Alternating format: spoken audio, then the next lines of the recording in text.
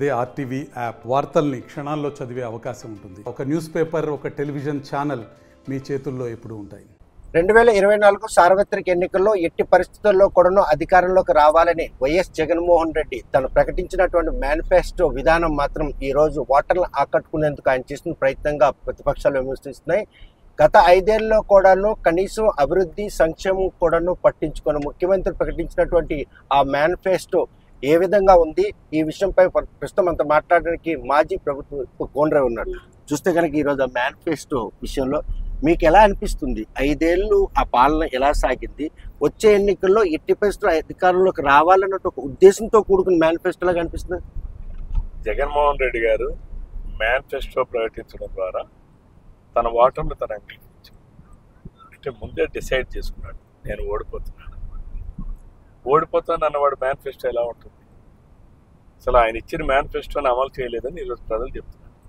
2019లో ఏదైతే మేనిఫెస్టో ఇచ్చాడో ఆ మేనిఫెస్టోని 100కు 100% కూడా అమలు చేయాలి. నేను గ్రామాల్లో అడుగుతున్నాను, మీకు అమ్మఒడి ఇస్తా అన్నాడు, ఇచ్చారా? ఎన్నికల ముందు అందరికన్నాడు.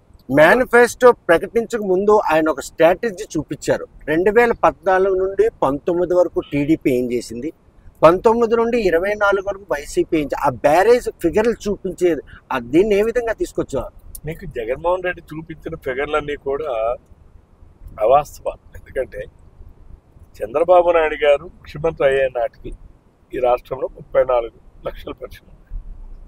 చంద్రబాబు నాయుడు గారు 2019 మార్చి 31వ తేదీ నాటికి ఈ రాష్ట్రంలో 56 లక్షల పెన్షన్. జగన్మోహన్ రెడ్డి ఏం మాట్లాడుతున్నాడు? చంద్రబాబు నాయుడు 34 ఇచ్చాడు, నేను 30 ఇచ్చాను అనమాట. ఇది నిజమా? జగన్మోహన్ రెడ్డి గారు మాయ మాటలు నమ్మే స్థితిలో ఈరోజు ఆంధ్రప్రదేశ్ రాష్ట్ర ప్రధానికి లేదు. ఎందుకంటే అసలు ఏ ఒక్క పథకాన్ని అమలు చేశాడు? ఈ సంవత్సరం, ఈ ఆర్థిక సంవత్సరంలో జనవరి నెలలో నేను ఆసరా డబ్బులు బటన్ నొక్కా అన్నాడు. ఈ రోజుకైనా లబ్ధిదారులకు చేరాయా? అమ్మ ఒడి డబ్బులు నొక్కా అన్నాడు, చేరాయా? చేతి డబ్బులు బటన్ నొక్కా అన్నాడు, చేరాయా? ఏ డబ్బులు చేరా?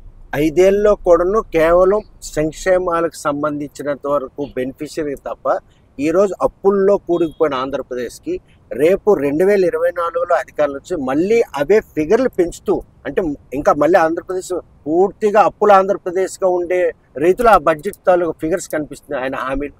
అంటే జగన్మోహన్ రెడ్డి హామీలు ఇవ్వడం అనేది ఏ రాజకీయ పార్టీ అయినా ఎన్నికల ముందు ఒక మేనిఫెస్టోని విడుదల కాదు, సంపాదించి పంచాలి తప్ప సంపద లేకుండా పంచుతామనంటే దానికి ఏ రకంగా వ్యాలిడిటీ వస్తుంది? చంద్రబాబు నాయుడు గారు 2014లో ముఖ్యమంత్రి అయినప్పుడు ఏమి ఆంధ్రప్రదేశ్ రాష్ట్రం ఏమి పట్టిపరుపు మీద ఇవ్వాల, ముళ్ళ కంచి మీద ఇచ్చారు. ఆ రోజు రాష్ట్రానికి రాజధాని, ఆ రోజు 1,35,000 కోట్ల రూపాయల అప్పులతో ఇచ్చారు. 16,000 కోట్ల రూపాయలు లోటు బడ్జెట్ ఇచ్చారు. లోటు బడ్జెట్ అంటే అర్థం ఏంటి? ఉద్యోగస్తులకి కనీసం జీతాలు కూడా ఇవ్వలేనటువంటి పరిస్థితి. మరి అటువంటి పరిస్థితుల్లో రైతులకు రుణమాఫీ చేశాడే, 200 రూపాయల పెన్షన్ 2,000 చేశాడే, పసుపు కుంకుమ 10,000 ఇచ్చాడే, ఇంకో 10,000 రూపాయలు రుణమాఫీ చేశాడే, అనేక ఆదరణ పథకం పెట్టామే.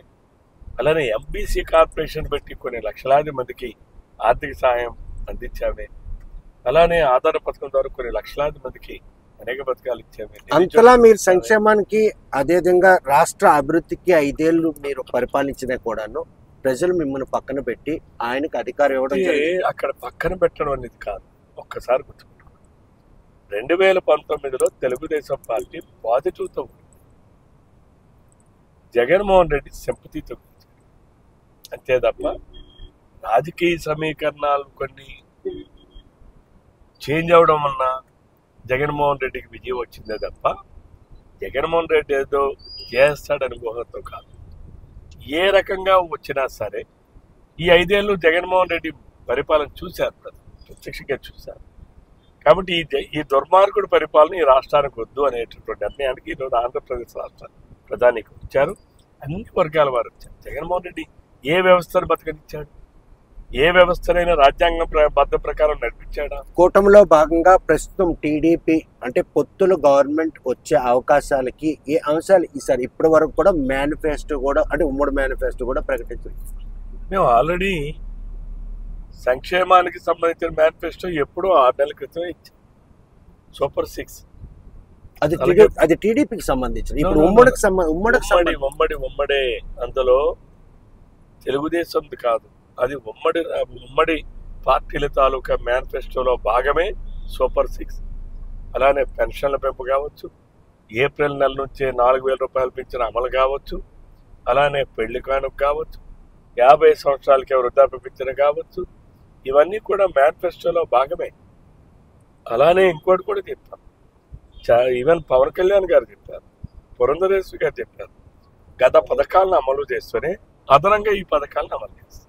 సో మీరు ఏదైతే ప్రకటించిన మేనిఫెస్టోకి మీ తాలూకు పొత్తులు పార్టీలు రెండు కూడా ఏకీపించే ఈ సూపర్ 6 మేనిఫెస్టో రూపొందించాయి. ఏకీపించాయి కదా, అందుకనే కదా అందరం కలిపి ఈరోజు ఎవరు మాట్లాడినా, పవన్ కళ్యాణ్ గారు మాట్లాడినా, లేదా చంద్రబాబు నాయుడు గారు మాట్లాడినా, పురంధరేశ్వరి గారు మాట్లాడినా సూపర్ 6 మీద కదా మాట్లాడుతున్నాం. నాట్ ఓన్లీ సూపర్ 6 పెన్షన్ల కోసం, సామాజిక పింఛన్ల కోసం చెప్పాం. సామాజికంగా రేపు డెవలప్మెంట్ యాక్టివిటీస్ మేము అమరావతి రాజధాని పూర్తి చేస్తాం. రాజధాని ప్రస్తావన తెచ్చారు. 3 రాజధానులకి ఇంకా మళ్ళీ స్టిక్ ఆన్ అయిపోయి ఉన్నాడు జగన్మోహన్ రెడ్డి. ఏ విధంగా అంటే చేతకాని వాడు, చేయలేనివాడు 3 కాదు 30 అంటాడు. 5 సంవత్సరాలు జగన్మోహన్ రెడ్డికి ప్రజలు సమయం ఇచ్చారు. ఈ 3 రాజధానుల్లో ఎక్కడైనా 3 ఇటుకలైనా పేర్చాడా? చేయలేని వాడు ఎన్ని మాట్లాడితే ఎవరికి కావాలి? ప్రజలకు అవసరం లేనటువంటి 3 రాజధానులు జగన్మోహన్ రెడ్డికి ఎందుకు కావాలి? ఈరోజు విశాఖపట్నాన్ని నేనేదో అడ్మినిస్ట్రేటివ్ క్యాపిటల్గా చేస్తాను అని చెప్పి మాట్లాడతాను. ఏంటి ఈ ప్రయోజనం? ఈ 5 సంవత్సరాలు ఏం చేసావు? అక్కడ ఉన్నటువంటి ఋషికొండను బోడిగొండ కుట్టించడం తప్ప, నువ్వు విలాసవంతమైనటువంటి ప్యాలెస్లో నివాసం ఉండడానికి తప్ప నువ్వేం చేసావు? కాబట్టి నీ జగన్మోహన్ రెడ్డి మాటను ఎవరు నమ్ముతారు? నమ్మే స్థితిలో ఎవరున్నారు? పెట్టుబడిదారులు ఉన్నారా? ఉద్యోగస్తులు ఉన్నారా? లేకపోతే ప్రభుత్వ కాంట్రాక్టర్లు ఉన్నారా? వెండర్స్ ఉన్నారా? లేదు ఒక నెట్వర్కింగ్ హాస్పిటల్స్ ఉన్నటువంటి ఏదైతే హాస్పిటల్స్ ఉన్నారో వాళ్ళు కానీ ఉన్నారా? ప్రైవేట్ స్కూల్ యాజమాన్యాలు ఉన్నారా? సినిమా ఇండస్ట్రీ ఉన్నారా? ఏ వర్గం ఉంది? ఈవెన్ పేదవాడు భవన కార్మికులు ఉన్నారా? రియల్ ఎస్టేట్ రంగం ఉందా? ఎవరున్నారు ఈరోజు? జగన్మోహన్ రెడ్డిని నమ్మే స్థితిలో ఎవరున్నారు? జగన్మోహన్ రెడ్డి మాయ మాటలు ఒకసారి నమ్మి మోసపోయాం అనేటటువంటి భావన ఈరోజు అన్ని వర్గాల్లో, అన్ని ప్రాంతాల్లో, అందరు ప్రజల్లో కూడా ఉంది. కాబట్టి మళ్ళీ ఇంకోసారి మోసపోవడానికి ప్రజలు సిద్ధంగా లేరు. చంద్రబాబు నాయుడు గారుతోనే ఈ రాష్ట్రం అభివృద్ధి సాధ్యమని ప్రజలు నమ్ముతున్నారు. చంద్రబాబు, తెలుగుదేశం, జనసేన, భారతీయ జనతా పార్టీ కూటమి ఒక్కటే ఈరోజు ఈ ఆంధ్రప్రదేశ్ రాష్ట్రాన్ని కాపాడుకోగలదు. ఎందుకంటే జగన్మోహన్ రెడ్డి ఆస్తులు ఎవరికి ఇవ్వాల? 13 లక్షల కోట్ల రూపాయల అప్పులు చేసి ప్రతి ఒక్కరి నెత్తి మీద 10 లక్షల అప్పు పెట్టాడు. ప్రజలకు ఇచ్చింది ఎంత? నువ్వు అప్పు పెట్టింది ఎంత? ప్రజలకు వచ్చింది ఎంత? రానిది ఎంత? నువ్వు ఎంతమందికి ఇచ్చావు? ఎంతమందికి రాలేదు? ఇవన్నీ కూడా మనం ఒకసారి బేరీ చేసుకుంటే తప్పనిసరిగా ప్రజలు ఈరోజు ఒక నిర్ణయానికి వచ్చేస్తున్నారు. తెలుగుదేశం, జనసేన, భారతీయ జనతా పార్టీ కూటమికి ఈ ఆంధ్రప్రదేశ్ రాష్ట్రంలో 165 అసెంబ్లీ స్థానాలు, 24 పార్లమెంటు స్థానాలు ఇవ్వడానికి సిద్ధంగా ఉన్నారు. ఇందులో ఎవరికి ఎటువంటి సందేహం అక్కడ. పార్లమెంటరీ నియోజకవర్గం ప్రతినిధిగా 5 ఏళ్ల పాటు సక్సెస్ఫుల్ అయినటువంటి కోన రవికుమార్ సార్వత్రిక ఎన్నికల సీట్ల విషయంలో మాత్రం ఫెయిల్ అయ్యారు. ఫెయిల్ అవడానికి వాట్ ఈజ్ మై రోల్? సీట్లు ఇచ్చే బాధ్యత నాది కాదు కదా, అది అధిష్టానం నిర్ణయం తీసుకుంటారు. కానీ మీ మీద చాలా ఆరోపణలు కూడా వచ్చాయి. ఆరోపణలు ఎవడో వచ్చే పనికి మాలి వాళ్ళు ఆరోపణలు చేస్తారు. అసలైనటువంటి వాళ్ళ ఆరోపణ, చేతకానటువంటి దద్దమ్మ మాట్లాడమండి. అంటే వచ్చేస్తే నా మహిమ, రాకపోతే ఇంకోటి మహిమ. ఇది కరెక్ట్. కానీ చివరికి మళ్ళీ గాడిలో పడింది. ఈరోజు నేనే స్వచ్ఛందంగా పార్టీని ఇక్కడ ఈ జిల్లాలో నేను అధ్యక్షుడిగా ఉన్నా, లేదు వేరే బాధ్యతల్లో ఉన్నా, నా అభిప్రాయం తెలుగుదేశం పార్టీ ఈ జిల్లాలో అన్ని నియోజకవర్గాలు గెలవాలి. నేను గెలవాలనే లక్ష్యంతోనే నేనుండే స్థానాన్ని కూడా నేను వదిలి పార్టీ కోసం, పార్టీ అన్ని అసెంబ్లీ స్థానాలు, పార్లమెంట్ స్థానం గెలిపించుకు రావడం కోసం నేను నా అధ్యక్ష స్థానాన్ని వదిలి ఎవరైతే ఆరోపణలు చేశారో నా హుందా తర్వాత, నా మెక్డాన్ వేదిక మీదే ప్రకటించాను. ఫలానా వారికి ఇవ్వండి అని చెప్పి ప్రకటించారా, ప్రకటించబడ్డారు? నేను ప్రకటించాను. నేనే ముందు చెప్పా, నేనే ప్రతిపాదన ఇచ్చా, నేనే ప్రకటించా. ఈరోజు ఈ ఆహ్లాదకరమైనటువంటి పొత్తుల్లో భాగంగా కొన్ని సీట్లు మిత్రపక్షాలకు ఇచ్చినాయి. పార్లమెంటరీ కాన్స్టిట్యున్సీ పరిధిలో ఉన్న 7 నియోజకవర్గాలకు కూడాను ఏకతాటి మీదకి వచ్చినటువంటి పరిణామాలు చోటు చేసుకున్నాయి. ఈ విషయంలో రేపు గనక టీడీపీ మళ్ళీ పూర్వవైపు జిల్లాలో వస్తే ఆ ఘనత ఎవరికి ఇవ్వచ్చని మీరు? ప్రజలకు ఇవ్వాలి. ప్రజాస్వామ్యంలో ప్రజలే న్యాయం నిర్ణయిస్తారు. ఏ ఘనత ఇచ్చినా తెలుగుదేశం పార్టీకి అది ప్రజలదే విజయం, ఏ ఒక్క వ్యక్తులకి. 4సారి మీ చిరకాల ప్రత్యర్థితో పోటీలో ఉన్నారు. 2 సార్లు చేజారిపోయింది, ఒకసారి గెలిచారు, ఇది 4సారి. ఎలా ఉండబోతుంది పోరు? తప్పనిసరిగా విజయం సాధిస్తుంది. మంచి అనేది తాబేళ్ళ నడుస్తుంది, చెడు అనేది రాకెట్ కన్నా వేగంగా. 2019 నాటికి ఆమదాలవలస నియోజకవర్గంలో 5 సంవత్సరాల కాలంలోనే నేను చేసిన అభివృద్ధి ఏంటో, సంక్షేమం ఏంటో ప్రజలకు అర్థమయ్యే నాటికి ఎన్నికలు అయిపోయింది. ఈ 5 సంవత్సరాల కాలంలో ప్రజలు గమనించారు. ఈరోజు నా చిరకాల ప్రత్యర్థి 30 సంవత్సరాలు శాసనసభ్యుడిగా ఉన్నారు, 15 సంవత్సరాలు మంత్రిగా ఉన్నారు, గత 5 సంవత్సరాలు స్పీకర్గా ఉన్నారు. అంటే ముఖ్యమంత్రి తర్వాత స్థానంలో ఉన్నటువంటి వ్యక్తి ఆమదాలవలస నియోజకవర్గంలో ఒక రోడ్డు వేయలేకపోతే, ఒక తాగడానికి నీళ్లు ఇవ్వలేకపోతే, ఒక సిమెంట్ రోడ్డు వేయలేకపోతే, ఒక సిమెంట్ డ్రైన్ కట్టలేకపోతే, అలాగే ఒక శ్మశాన వాటికలు నిర్మించలేకపోతే ఎందుకు ఆయన?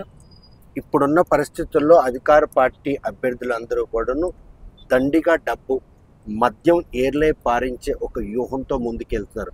ఆ వ్యూహంలో మీరు సక్సెస్ అవుతారా? అసలు మీకంటూ ఆ క్యాపబిలిటీ? నేను ఈరోజు ఆమదాలవలస నియోజకవర్గంలో నేను ఇప్పుడు వైసీపీ అభ్యర్థి ఎవరైతే ఉన్నారో నేను ఆయనతో పోటీ చేయడం. నాకు పోటీ నేను జగన్మోహన్ రెడ్డితో పోటీ చేస్తున్నాను, మద్యంలో కానీ, డబ్బుతో కానీ, ఓట్లలో కానీ. కాబట్టి సీతారాం అసలు నాకు పోటీయే కాదు. చూస్తే కనుక 2024 సార్వత్రిక ఎన్నికలు రసవత్తంగా సాగుతున్న ఈ తరుణంలో ఆమదాలవలస నియోజకవర్గం నుండి 4వసారి తన చిలకాల ప్రత్యర్థితో బరిలో ఉన్నటువంటి ఆయనకి ప్రజలు ఎట్టి పరిస్థితుల్లో పట్టం కడతారు. అభివృద్ధి 5 ఏళ్ల పాటు గాలికి వదిలేసినటువంటి ఆ నియోజకవర్గం ప్రతినిధికి ముఖ్యమంత్రి తర్వాత స్థానం ఉన్నా కూడా నియోజకవర్గ అభివృద్ధిలో మాత్రం పూర్తిగా తత్సరమే ఈ రోజు తన గెలుపుకు దోహదపడుతుంది. వైఎస్ జగన్మోహన్ రెడ్డి విడుదల చేసిన మేనిఫెస్టో విషయంలో మాత్రం అది కేవలం ఆచరణ సాధ్యం కానటువంటి మేనిఫెస్టోగా కోన రవికుమార్ మాత్రం విమర్శిస్తున్నారు. ఈ విషయంలో తమ కూటమి ప్రభుత్వం ఇచ్చినటువంటి మేనిఫెస్టో ప్రజలకి రేపు సంపదని సృష్టించి సంక్షేమ పథకాలను యథావిధిగా కొనసాగించేందుకు తమ ప్రభుత్వం కట్టుబడి ఉంది. రేపు 2024 సార్వత్రిక ఎన్నికల్లో ఎట్టి పరిస్థితుల్లో పొత్తులు ప్రభుత్వం రావడం ఖాయం అన్నటువంటి ధీమాన్ని కోన రవికుమార్ వ్యక్తం చేస్తున్నారు. వీడియో జర్నలిస్ట్ రామకృష్ణతో సత్యం, RTV శ్రీకాకుళం. మరిన్ని వీడియోస్ కోసం ఛానల్ ని సబ్స్క్రైబ్ చేయండి, లేటెస్ట్ అప్డేట్స్ కోసం వాట్సాప్ ఛానల్ ని ఫాలో చేయండి అండ్ లింక్ డిస్క్రిప్షన్ లో ఉంది.